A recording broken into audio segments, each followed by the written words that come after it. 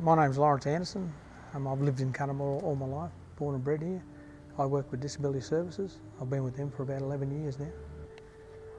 I came along because I've got I think we all got an interest in domestic violence. We've either lived it, we've seen it in different fashions, but it still has the same impact on everybody. Well, it's our community. We know the issues. We've got to come up with the solutions because end of the day, well, I'm going to live here until the day I die, and I'd like to see some changes, not only for me but for the younger generation that's coming through.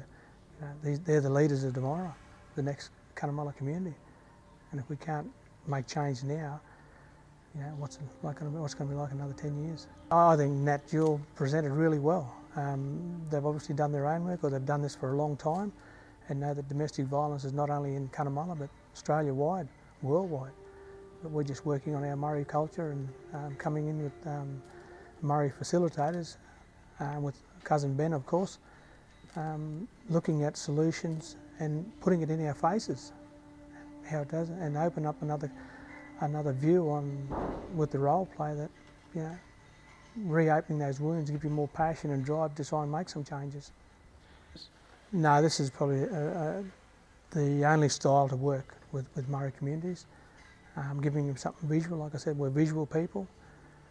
We see it, we see a process, and like I said, we live that process, and we see the damage that process has done.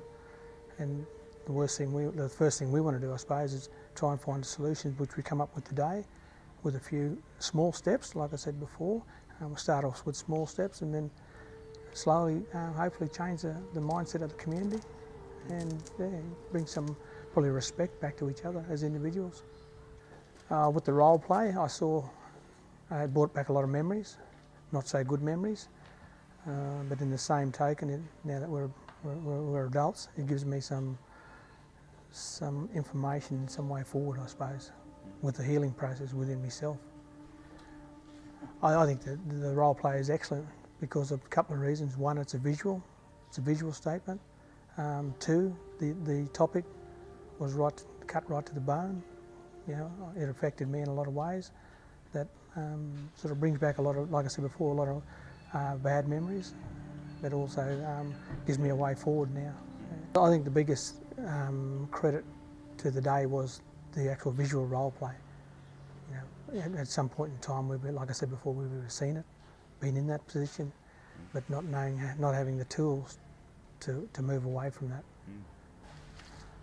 I think overall we ended up with some really good solutions there. Just that now we need to go back and regroup as a group that was here today and work on a plan, I suppose, or a process on where do we start.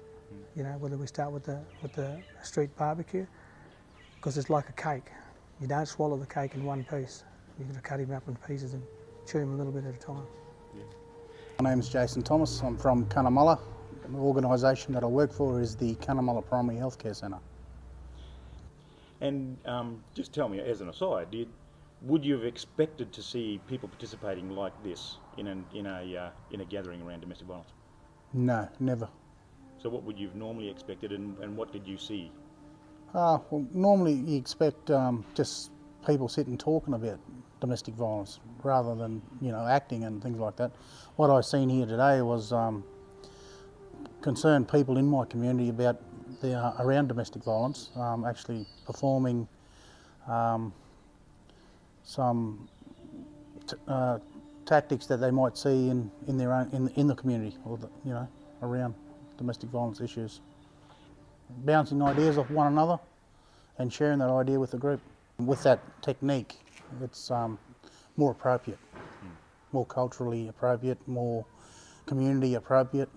It's a way to get more community people engaged. It was good to see people actually doing something about, talking about it, and play role, acting and that, and getting having a laugh from what they were doing, but then letting it sink in to what's really going on. And everybody sort of woke up to what was actually going on, and they started to get involved then, and to let themselves be heard and put their own opinions across, and I've seen that as a positive for the day. It was a lot of people sort of realised that it's happening to them all the time, around them. You know, it's everywhere.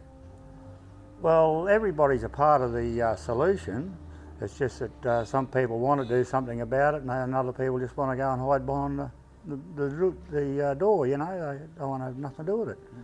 Yeah, I think this group has. Yes, they've gone away with a positive outlook and going to try and, you know, they'll speak up now to other groups and try and get everybody involved. I think that's all it needs. The way things were, you know, it was brought out into the open. We weren't told. We were asked to participate and let ourselves evolve around what was being said and come out with what we wanted to be said, not what somebody was telling us to do. You know, it was quite good. I rather enjoyed it today. It was very informative. Make you think a bit too, like the domestic violence, don't stop at the fence. It affects your neighbours and your neighbourhood. And the more we stick together and help one another, the less we'll have, I think. Does that make sense to you? It makes perfect sense to me, Ray.